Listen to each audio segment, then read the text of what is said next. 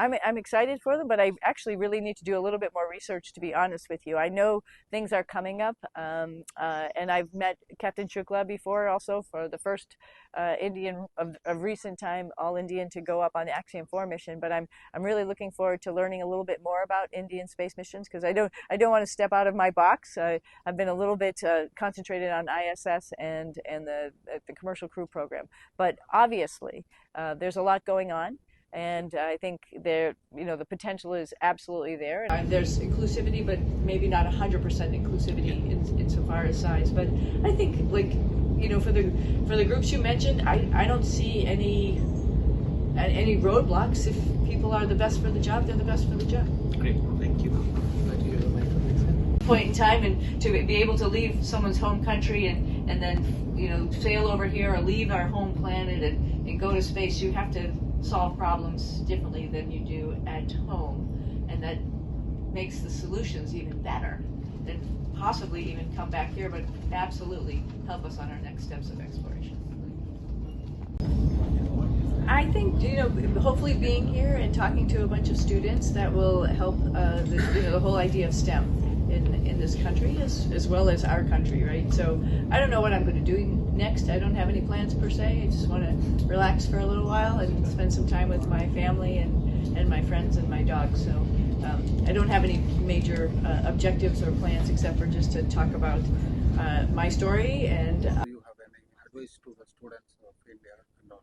absolutely. I mean, the imagination is their limitation, and that's it. And being part of the literary festival, of course, reading is at the center of that.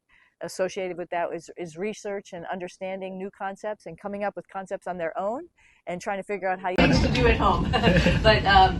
But there's also so many good astronauts, and I think the biggest reward is your mentees can take over and do the job better than you. And I feel like right now there's a bunch of young kid astronauts out there who we've trained and are doing wonderful right now at the space station, doing wonderful as we're getting ready to launch the Space Launch System Artemis 2 rocket. Some new astronauts on there, and I'm excited to see them make history. So I'm good with if they said, though, you need to come back, we need you. Yeah, of course I go. Hi, Mom. What is everybody rushing around down there for? Why is everybody mad? Why is everybody in a line? Like, why is everybody fighting?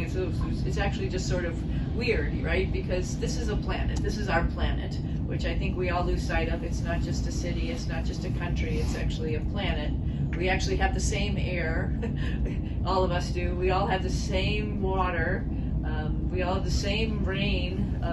All over this planet. And so it's sort of funny how we sometimes argue about a lot of things, fight over resources, when this is all of ours on this planet. So of course it changes perspective on that. Not that I'm disappointed, I just feel very lucky that I've had that perspective, and that's one of the reasons I'm here talking to you and everybody here, to share those perspectives and maybe make people stop for a second and think about it a little bit more thoroughly. And the second part is,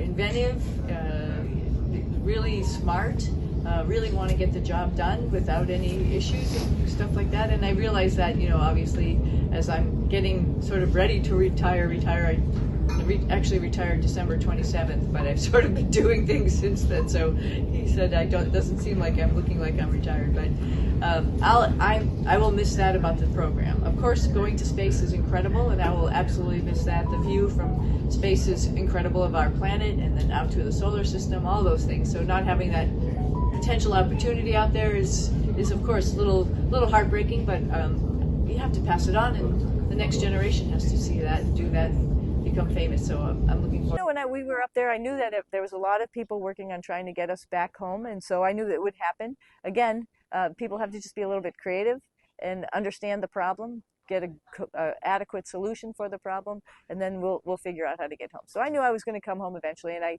took the place of, me and Butch took the place of 2 other astronauts, so we just wanted to do the summer part when we didn't know if we were going to go back on our spacecraft or not. I mean, obviously indications from the day 2 of docking led us to believe there was going to be some work that needed to be done, but maybe that could be done with software. I don't know. We didn't know at the time. So we were trying to be patient trying to listen to everybody, and as much as we could. It's hard when I think everybody knows from COVID, it's hard to zoom in and have the whole picture of the conversation. So we're in space, we're trying to participate as much as we can, as well as being productive members on the space station. So I'm one of those people that wants to occupy my time. So we were extra crewmates up there. We're eating a lot of food.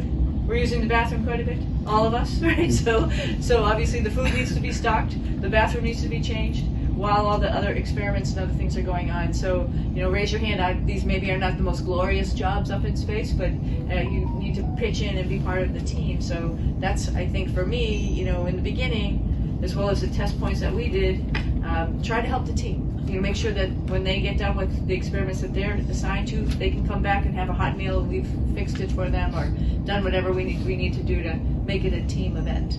And then as the summer roll, continued on, and it was becoming a little more clearer that we probably weren't going home, then it's time to focus on being crew members up there. And it's a team sport.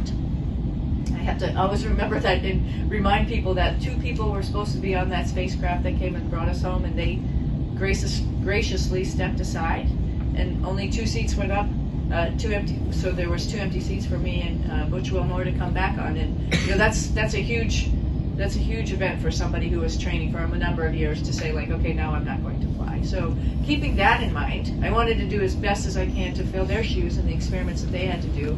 So we started asking the folks who were working on the experiments, can I do OJT, on the job training, hang out with you? Can I get you something while you're doing the tasks, knowing that we would be the ones who were doing the task later on once they left. So just trying to fulfill the shoes of the people who weren't going to make it, and try to occupy the time and do the best that we can. And that's what our job is. I was just last question or 2 questions ago saying, the part that everyone doesn't understand is how much time on the ground. I got extra time in space. I'm pretty lucky. But when it got really stretched, were you with? I try to. It doesn't always work out. I've had a little jet lag for the last couple of weeks, but I'm trying. But yeah, the marathon and the triathlon is silly as they are up in space, because we just have exercise equipment and we just go do it, right? Actually, really was hoping the treadmill would break so I didn't have to finish the whole thing, because marathons are terrible. Anybody run the Mumbai Marathon? I think it was last weekend. But anyway, my point with all of those things, though, was to highlight that astronauts exercise, and exercise is a way of life. And exercise you have to do every single day while you're up there. For us, it's bone density and muscle mass, because we don't have gravity to provide that. But in general, just to propagate that idea, health we shouldn't take for granted. Being healthy was probably the thing that allowed me to become an astronaut, probably opened doors for me to do a lot of things, because I had a pretty good schedule as a swimmer when I was a kid, and a runner throughout my whole life. Every morning getting up and do that. My brother, my sister, we all do that. And it just was natural in our family. And I felt very fortunate that I grew up like that. Not everybody grows up like that. So it was really just to highlight the fact that physical fitness is a way of life, and will make your life a lot easier in the future. And what do you do now to keep fit? What kind of workouts do you do? I run still. I'm just getting back up to getting some distance under my belt. I had, only some shorter runs, because the space station, we have the treadmill, and you don't want to get on there forever. Unlike in the previous time, we have more people, so you have to give other people chances on the treadmill, so you can't run all day long. So only shorter things, and it was just an adjustment for me to get back and start moving my legs fast and for a long period of time. So I've done a lot of CrossFit too, just sort of some weight training, particularly as I've gotten older. I think that's really good for bone density, particularly for women. So some type of body weight training, or with Great mission came first here in India, and your first program is of a literary program. How do you feel that? I think that's the way it should be, right? Because you're concentrating on the next generation of explorers, engineers, scientists, mathematicians, by highlighting the fact that reading and books is important. Not only, I'm talking about STEM fields, but oh my gosh, the arts fields as well that's associated with that. There's so much that potential that people can do to make this world a better place. How this our state, small state, Kerala, something. Kerala seems really cool. I've only been here now for about a little less than 24 hours. I've had some good food only at the hotel. So I have to get out on the streets and try it out because I've heard only good things about it. And of course, the beach is wonderful. So it's nice to be at the ocean. Thinking of them as dangerous to human safety. Yeah, okay, thank you for the question because, my dogs are huge in my life. Unfortunately, I lost my Gorby in 2017. He was almost 17 years old. So, when something is in your life that long, they're a part of your family, of course, right? So, my other two dogs, Gunner and Rotor, are my little buddies, and they're mine. And so when I left for space, I told my husband, it's only 10 days. Don't worry, I'll be back. I'll walk them when I get back. They're my responsibility. I realize that. Well, that didn't work out like that. And so he got to enjoy them. And it's actually been wonderful. Not that he wasn't part of their lives in the beginning, but he has really bonded with both of them. And I can see it, and it's great. And just like I have to. They're just really cool. Anybody have a dog in here as a pet? It's just fun to watch them, or cat for that matter. It's just fun to watch them because they all have personalities. They all are troubleshooting. They're all figuring it out. They're all trying to be nice to you when they want something. They're a little manipulative, just like children. And so it's wonderful. But they love you. Every time you come home, they're right there to greet you. They're there to be nice and sit next to you when you don't feel good. So yeah, of course I miss them. And I was very lucky. I got a couple packages while I was up there when some cargo spacecraft came up. So one of them had all sorts of Indian food because I hadn't had any of my own preference food, so they filled it up with Indian food, which was great. And the second package had 3D printed of my dogs. Somebody 3D printed them for me and painted them. So I opened it up and they're floating around. It was really cool. So I had nice pictures and just a reminder of them. I didn't get to really talk to them, obviously. We have phone calls and video conferences. But I got the report.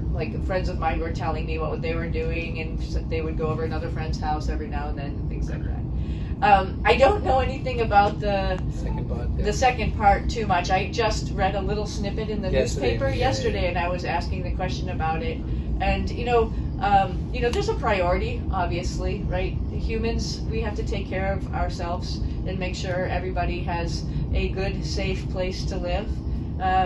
So I can understand when things become a little problematic. I would say it's partially, from my own experience, partially our own fault as humans as well, because we created an environment where animals can't be in their natural environment. That happens in the United States when people feed animals in natural preserves like bears and other things like that. That all of a sudden becomes problematic. So we need to give animals their space. And they need their appropriate space so they don't interact and harm humans. I think that's a way to think of it just generally. They're here. I think just to point that out, when I was in space, the thing when I would look back at the planet, I would say every person I know, every animal I know, every plant I know is there. And that's the only place it is. So we need to give all of us a little space. Physical space. Thank you. We'll be continuing.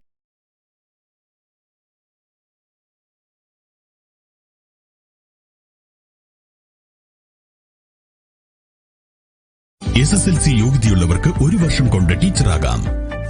സർക്കാർ, management, English medium എന്നിവയിൽ ജോലി നേടുവാനുള്ള അംഗീകൃത കോഴ്സായ Montessori teachers training course MTTC-യിലേക്ക് admission ആരംഭിച്ചിരിക്കുന്നു. കോഴ്സിന്റെ പ്രത്യേകതകൾ: ജില്ലയിൽ ഉന്നത നിലവാരമുള്ള സ്കൂളുകളിൽ ട്രെയിനിംഗ് നൽകുന്നു. പരിചയസമ്പന്നരായ അധ്യാപകരുടെ മേൽനോട്ടത്തിൽ മികച്ച പരിശീലനം. ആധുനിക സൗകര്യങ്ങളോട് കൂടിയ മോണ്ടിസറി ലാബുകൾ. നിങ്ങൾക്കും ഒരു ടീച്ചറാകാം. Tagore institute of education